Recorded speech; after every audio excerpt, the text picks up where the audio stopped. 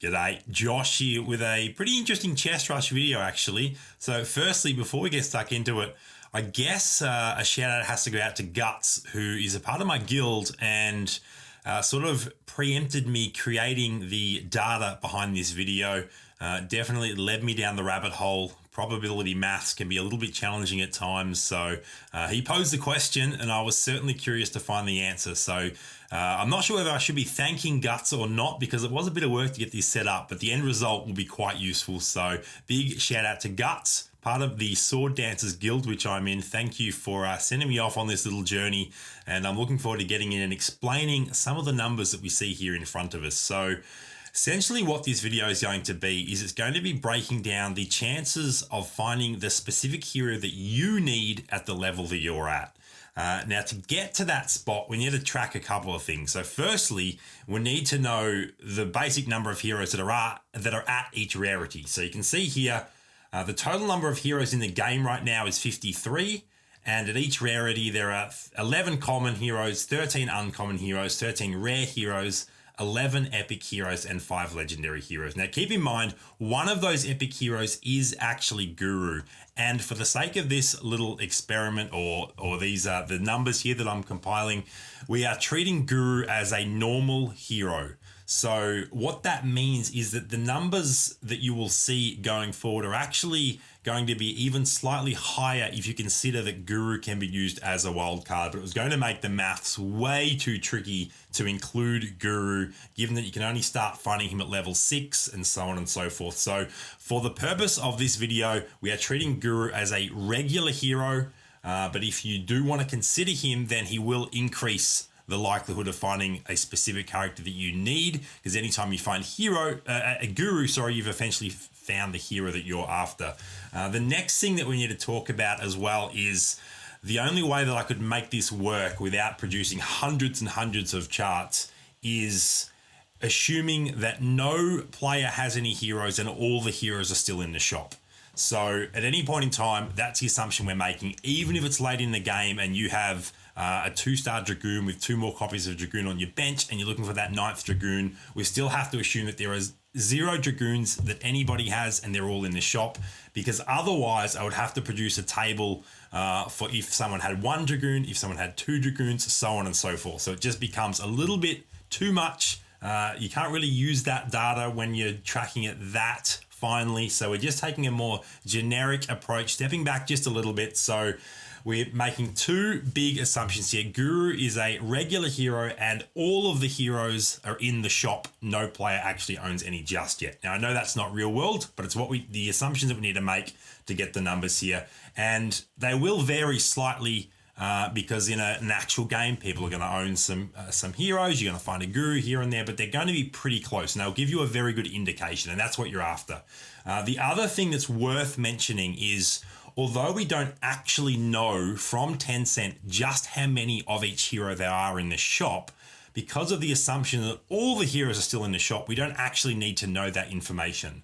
So we don't know if there are 45 copies of a common or 75 copies of a common, or whether there are 10 copies of a legendary. We don't know that, but we don't actually need to know that with the way that I've done the numbers here. So the numbers of heroes at each rarity, we've gone through that. 53 in total. The next table here is a chance of finding a rarity in each shop position. Now, this is the odds that are shown to you in-game. Now, keep in mind, they did recently get tweaked. The chance of finding a legendary at level 9 went down from 3% to 2.5%, and the chance of finding an epic went up 0.5% as well. But other than that, they've been these numbers for a little while now.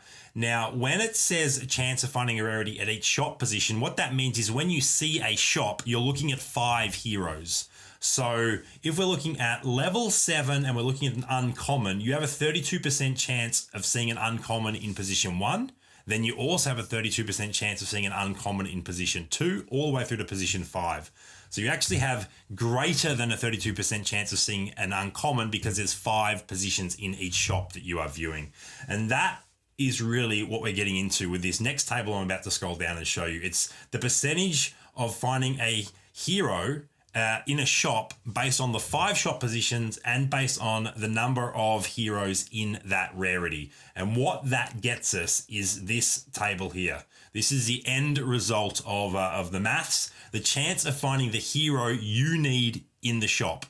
So if you are looking for that 9th Dragoon and you are level 8, then we come down, we're looking for an epic, and you're level 8. So you have a 6.6, and I think my Mac OS just went to night mode there as Chrome transitions to dark mode. That was funny. You have a 6.6% chance of finding a Dragoon, ignoring Guru and keeping in mind that this is based on all the heroes being in the shop for the maths to work.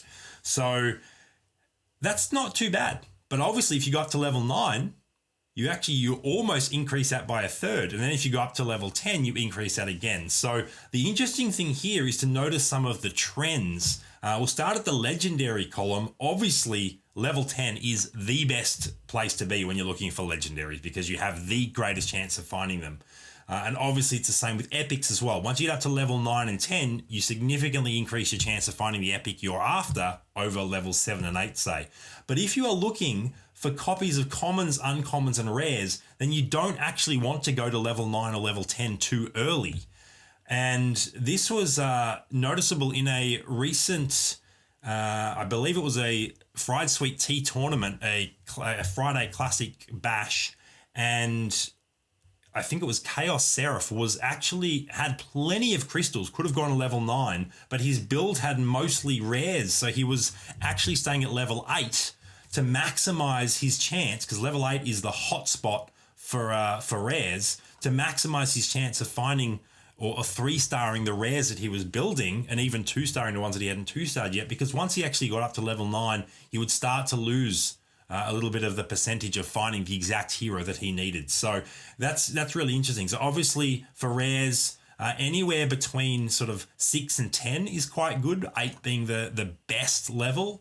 Uncommons, your hotspots actually from levels 3 to 6 is your best chance of finding uncommons, but it's still very good at levels 7 through 9.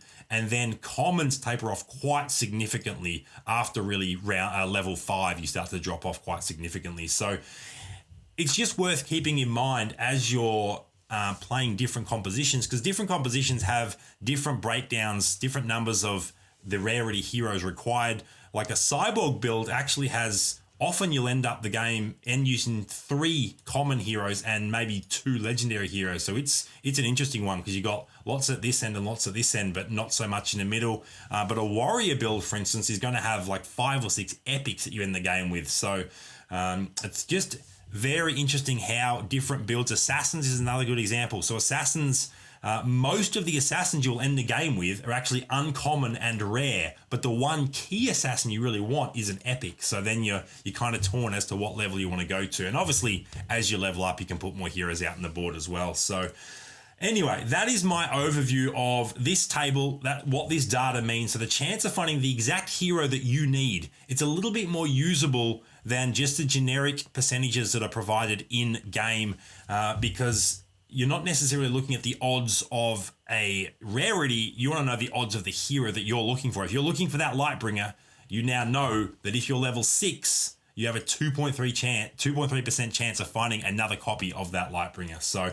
I hope that has been useful. You've probably got lots of questions, and if you can see anywhere that I might have gone wrong or any assumptions that I've incorrectly made as well, definitely let me know down in the comments below. Thank you so much for checking out this video. Make sure to subscribe if you haven't already so you don't miss out on any future content.